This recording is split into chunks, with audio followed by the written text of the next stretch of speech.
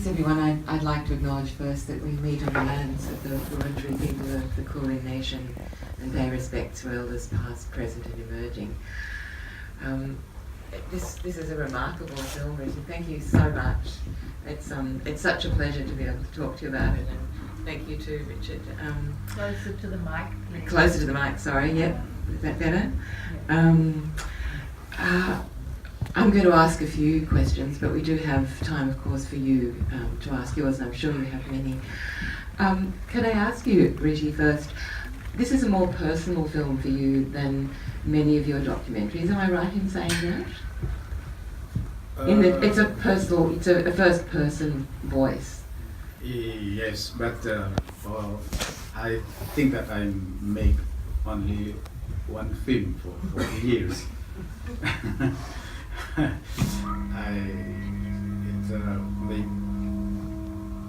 Perhaps maybe next few years I can make a comedy or musical film. But when you come from big event or catastrophic, even like a genocide, and you are the first generation of filmmaker.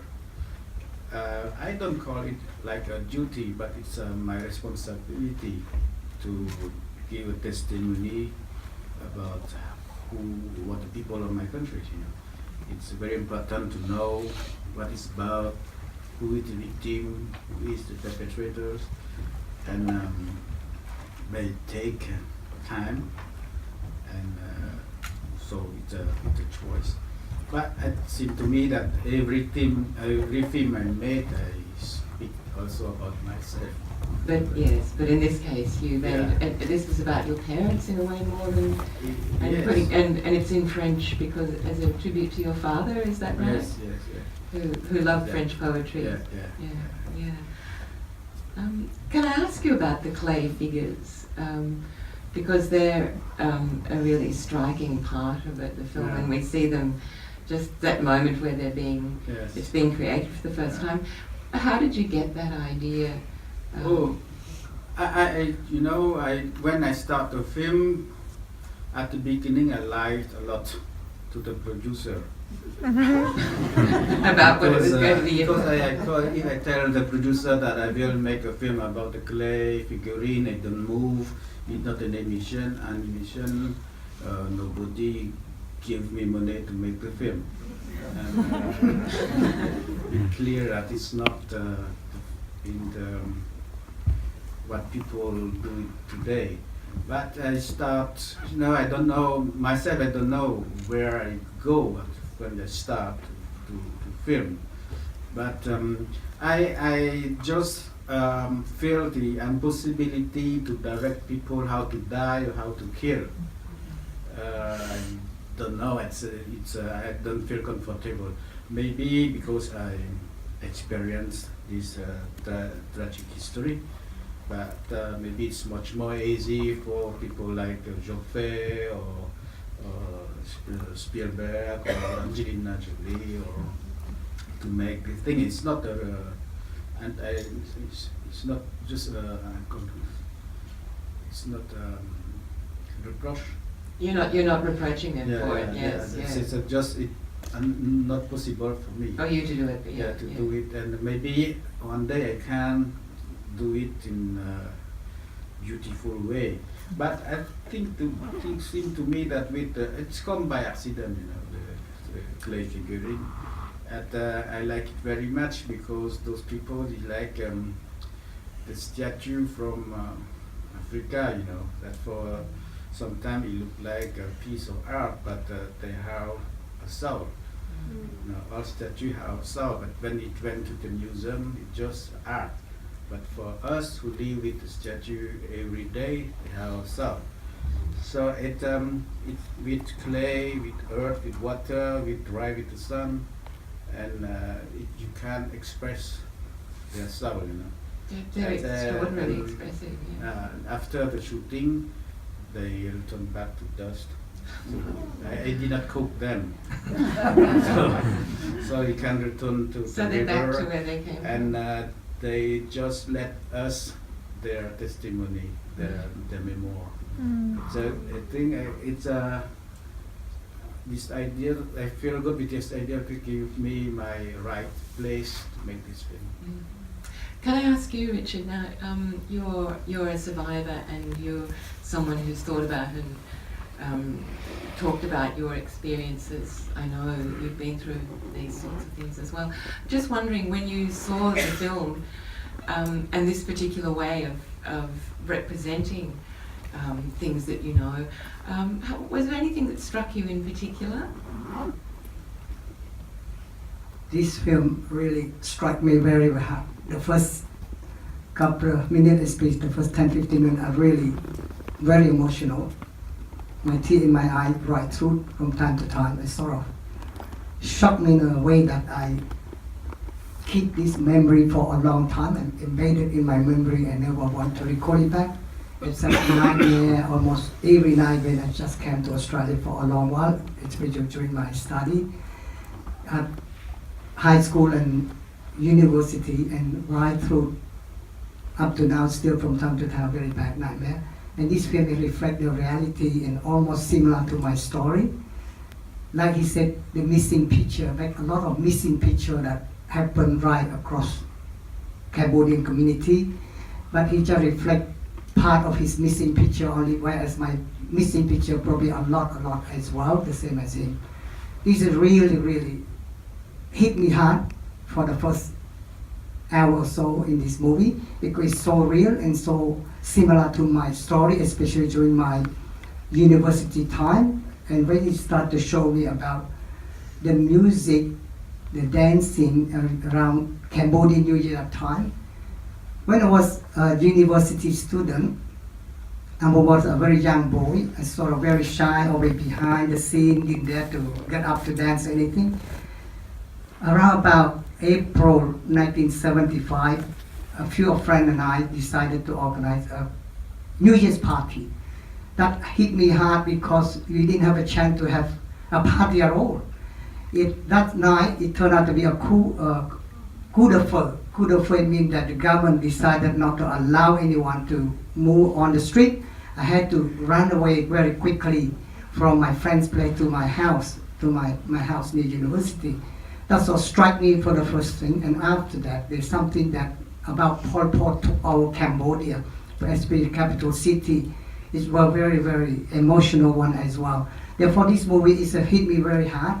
And maybe still that I never wanted to reveal at all, because I lost a lot of members of my family. Yeah, but probably from now on I might as well reveal about whatever I've been through, because when I just arrived in Australia, I had a good friend, Australian friend. He asked me to write a book.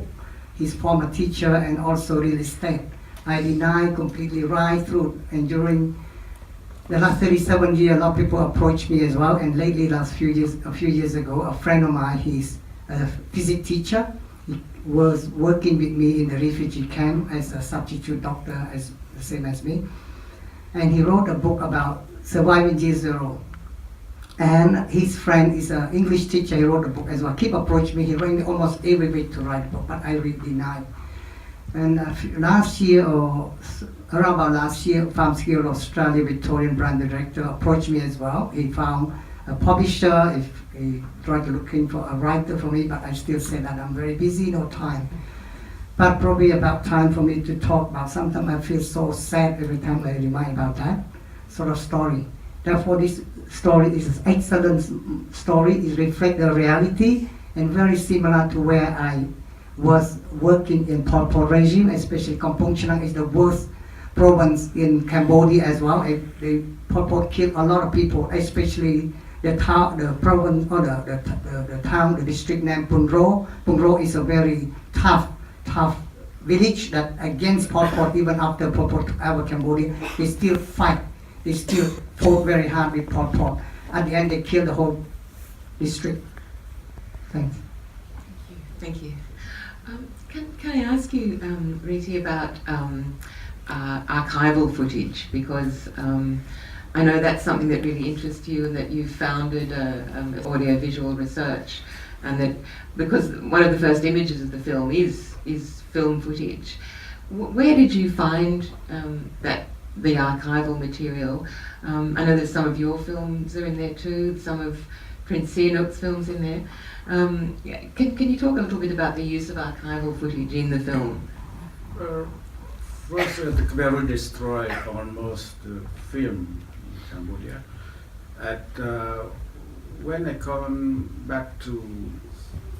returned back to Cambodia after my study in France, I found a lot of propaganda film, also from Sihanouk time, but stories in very bad condition. So the first thing I done is to try to get them all and digitize it immediately. And because I think at the time that I think that people will not like Primo Levi, talk about Primo Levi when he returned back to Italy from the Nazi camp. He was very worried about how people can believe history. And I think that maybe it happened to us that the young generation will not believe what we are talking about. And especially these people now who live with the smartphone, or they don't believe it, they have not images. If you can talk the story, they don't show the story, the images, they don't believe. And that is very important to me to preserve this archive. And why I choose very few, in fact, I do the same archive in different film. It's like an image come to me again and again, like you say, that we live with this image, and we sometimes wake up in the middle of the night, we don't know why, and we try to sleep, and you can not just take it out. We try to learn to live with that, and this history will be with us until the end of our life. But okay, we try to deal with that, and the most important thing for us is for our people to understand what happened, our people to the next generation to be free of not feel guilty about the history, because the Khmer Rouge, after all, is only 4 years in our history. We have a very long history. It's a tragic 4 years, but we have a life to go. But if you don't work on your memory, you feel guilty. You transmit this guilty to one generation to another. So we have to clarify it, what happened. So, for example, for a long time, people ask themselves, why Khmer killed the Khmer people? I did not kill my father. I did not kill my mother. It's not Khmer who killed Khmer. It's an ideology who killed our people. So we need to show it. We need to discuss about it. Because if Khmer killed Khmer, so why you want to be Khmer? It's just absurd. You are ashamed of your own identity. You are ashamed of your own culture. So you have to, and I think that art in general has a big role to play. In the emergency situation, of course, you have to save people, to feed people, to give them medicine. But if you want to develop really the country and give your people to move on, you must rebuild also their identity. That art for us, it's like a process of healing also, to give back to people that they have their culture. It's the first thing to do. I want them to be proud of themselves, to be proud to be Khmer, Khmer again. Yes. So it's a matter with your archive and your audiovisual centre of keeping memories and archives, but also of creating new work as well, and of hoping that there will be, you know, a film industry and a creative industry in Cambodia too? Yes, because it's a challenge for us. I'm happy that Bang School come also here. We have Bang School with Khmer musicians who are here who will play. You will see the great piece of MSOP, and it's we are not dead. We are capable of sensibility. We are capable of playing music. We have to learn to love again. We have to learn to express our sentiment again. That's a proof that we are not dead. Mm-hmm. Totalitarianism cannot destroy us because we are capable of playing music. That's very important. That, you know, it's not just playing violin or drum. It's expressing your identity. That you are not a robot. You are not. It's a heritage that we want to transmit to the next generation. You know. I think it's time now for some questions from the audience.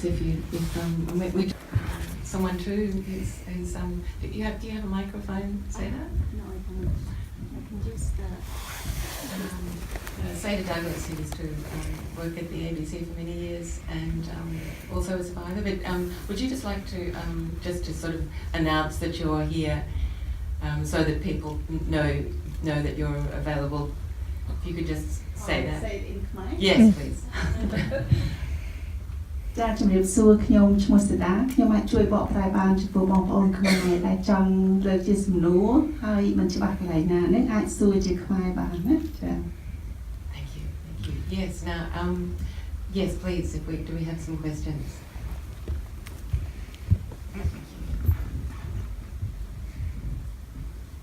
Thank you. That was an absolutely wonderful, amazing film.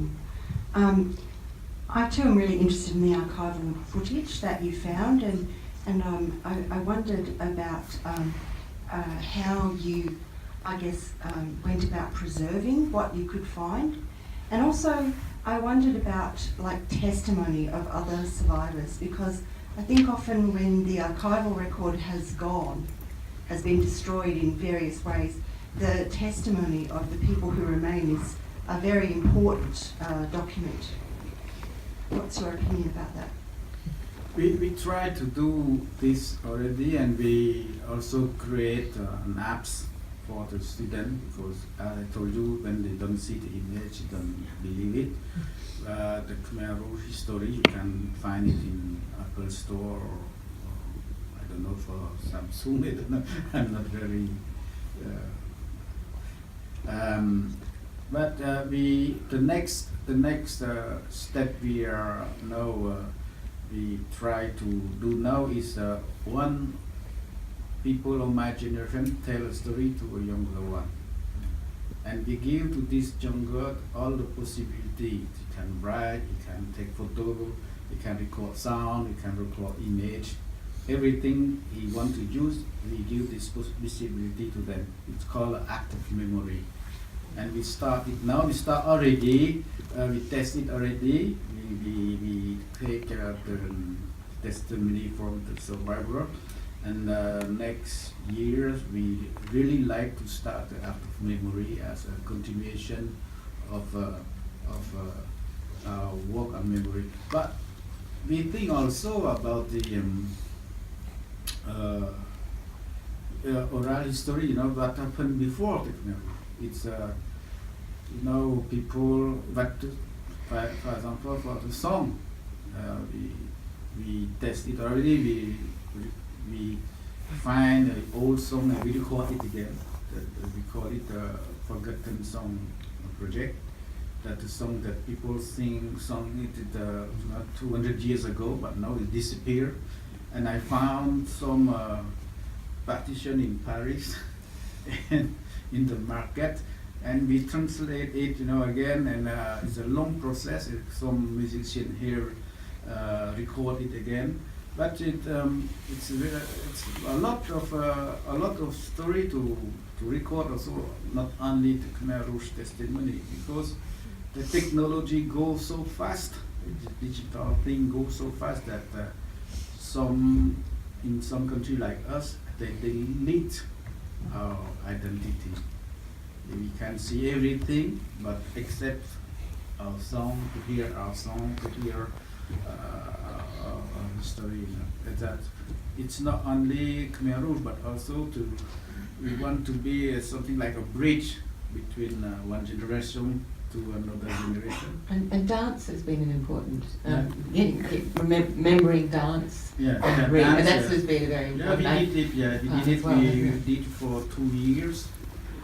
We record the master of dance who talk about the dance. We have 200 something like that hours that people can watch, can see what it's mean the dance, because the Rimke, the Ramayana, for example, Rimke and Khmer. When I was young, it take us maybe six nights to tell the story. Now when people dance, it's only 15 minutes in the restaurant. Now you eat and you see a little bit and finish. And we don't do it with the Mozart. When we listen to Mozart, you go to opera. You eat before, you eat after. But not eating the same time that listening to Mozart. But I don't know why in Cambodia people use art to nourish tourists at the same time. But that's why that we try to do something like Bangskol. You eat first and you eat after if you want. But you will stay with us for 1 hour to listening to the music. Have you had another question? Just there, yes, thank you. Sorry, I speak in Khmer. ខ្ញុំចង់សួរលោករឿងរបស់លោក perfect ល្អណាស់ខ្ញុំពេញចិត្តក្នុងសម័យប៉ុលពតប៉ុន្តែបន្ទាប់ពីប៉ុលពតចេញអស់អំណាចតើលោកមានអាចបន្តពីរបបមួយដែលយួនឈ្លានពានទឹកដីខ្មែរដែរឬទេ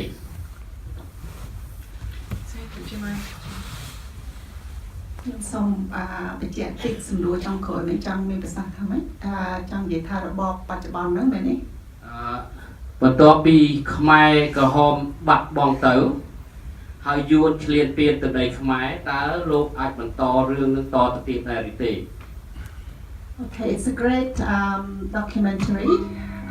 It reflects reality.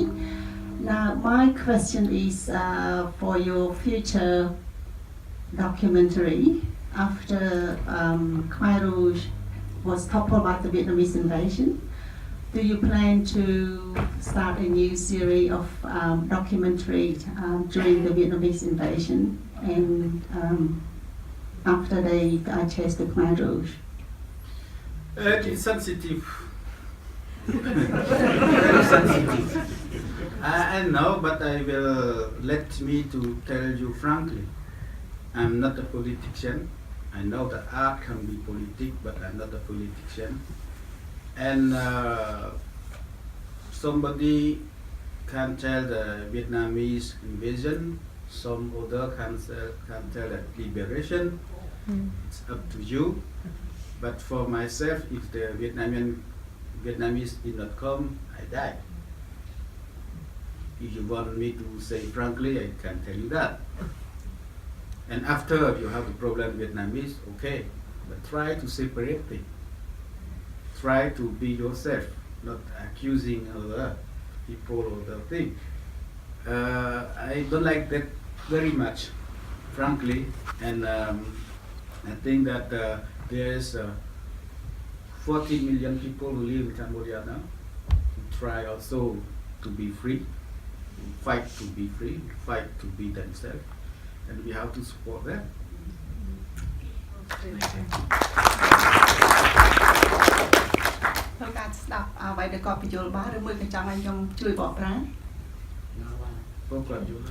We have time, unfortunately, for only one more question. Oh, sorry, yes.